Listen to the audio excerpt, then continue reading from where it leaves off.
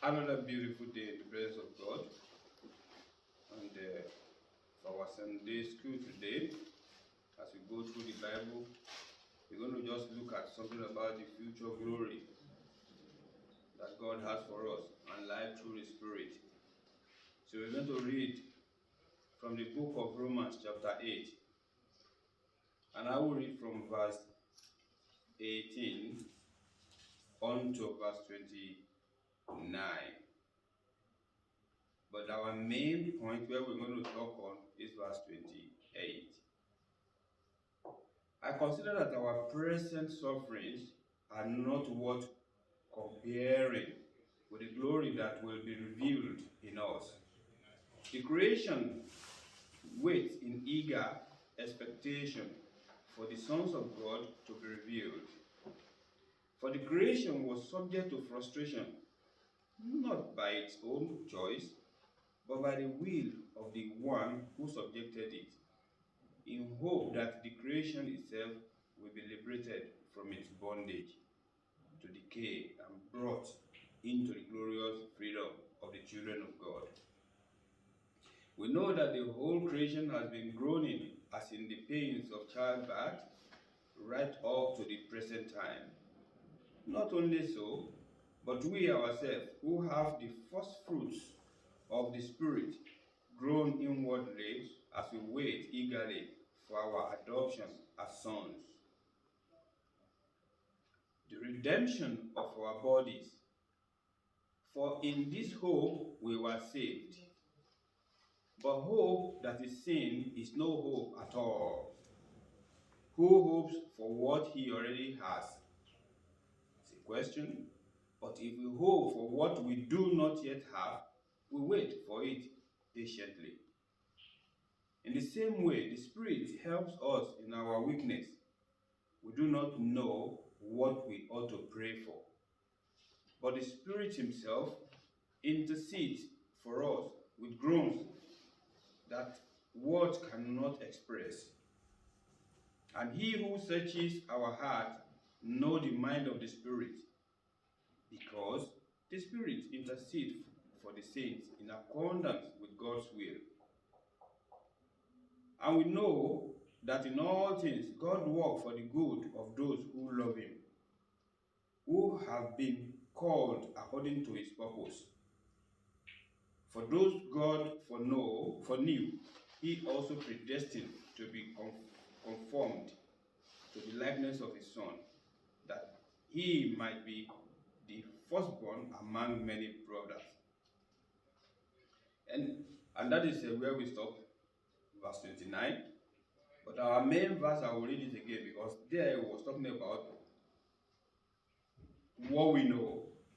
And we know that in all things, God works for the good of those who love Him, who have been called according to His purpose.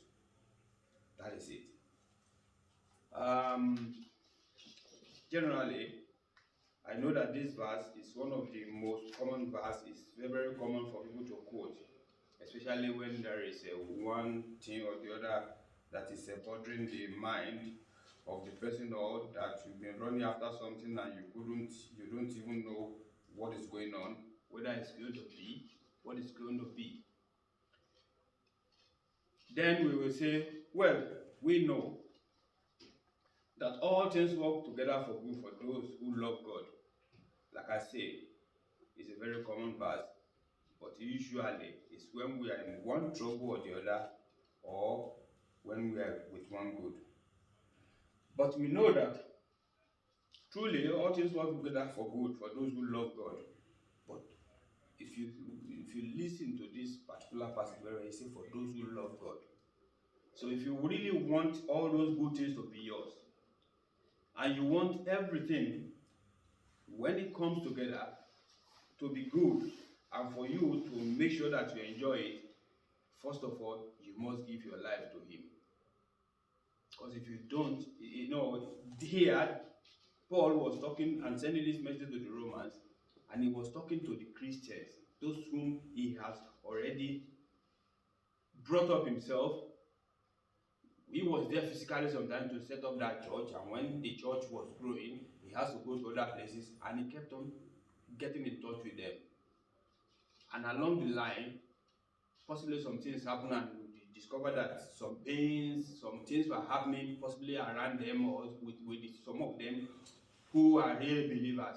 And they were thinking, oh, what's going on? What's going on? Why is this happening to us?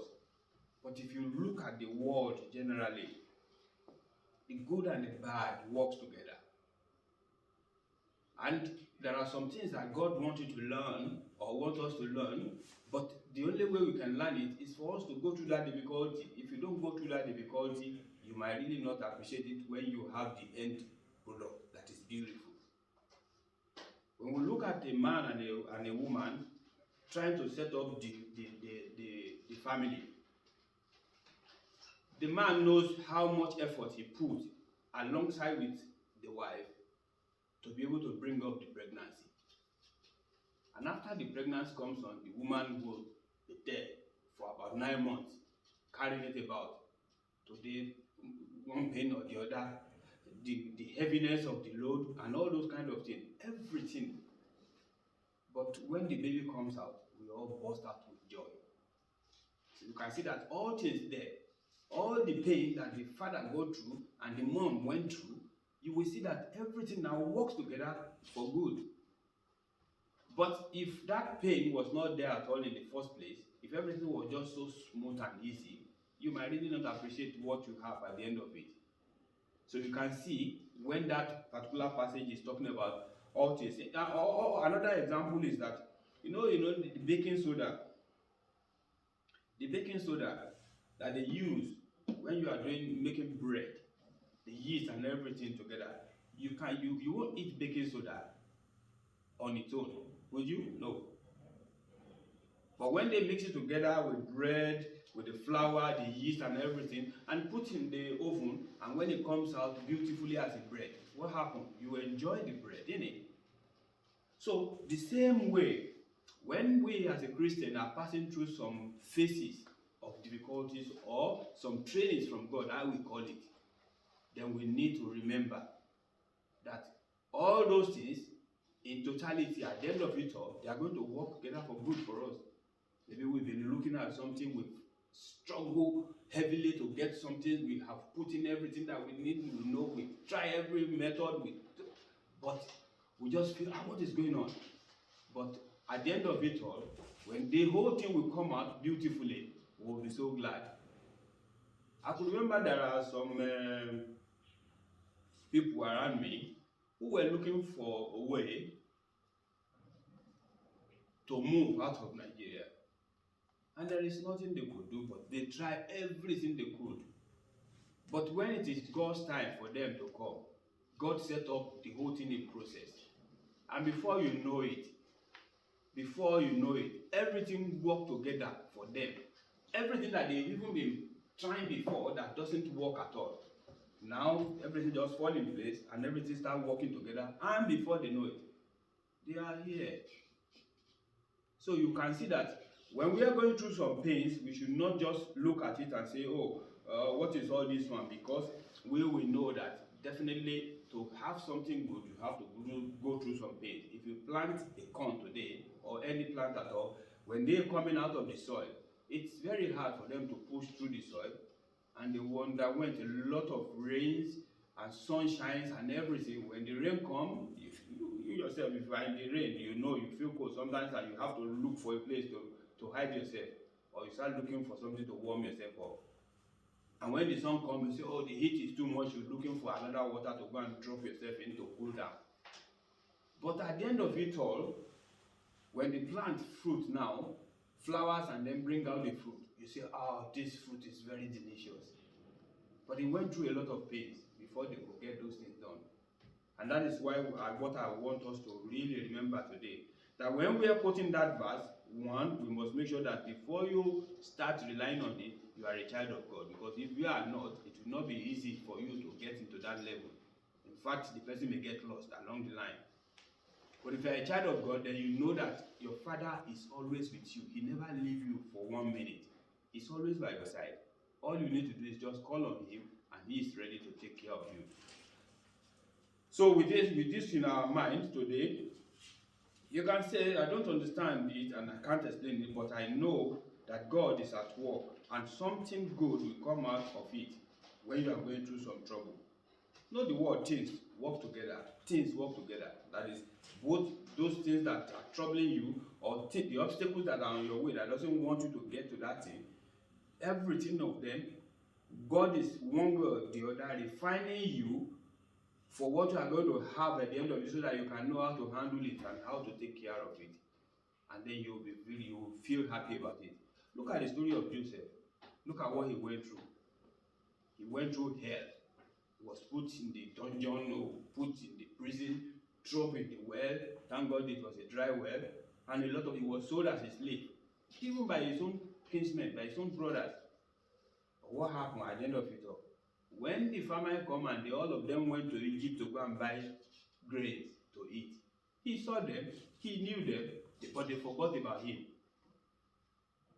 But at the end of it all, when he now revealed himself to them, he said, you, all of you meant evil for me, but God meant it for good.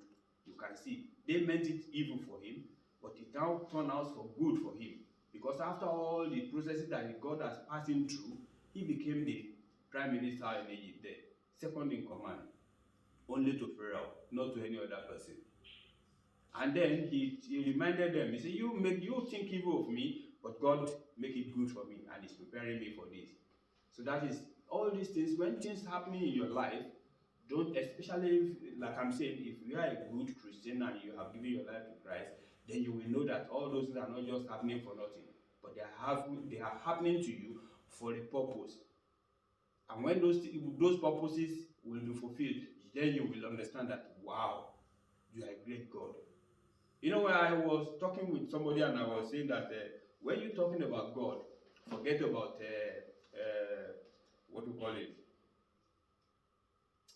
Okay, I forgot. But there's a kind of a process that people usually say, oh, it must fall into that line. If it doesn't fall into it, it doesn't really work.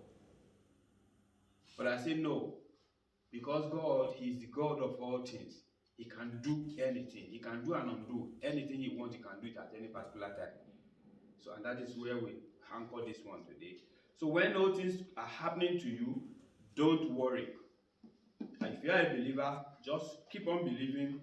And all things, it includes things that are painful, unfair, and difficult. The path to the throne of Egypt led Joseph through betrayal, slander, false imprisonment, and disappointment. But looking back, he could say, but as for you, you meant evil against me, but God meant it for good, in order to bring it about as in this day.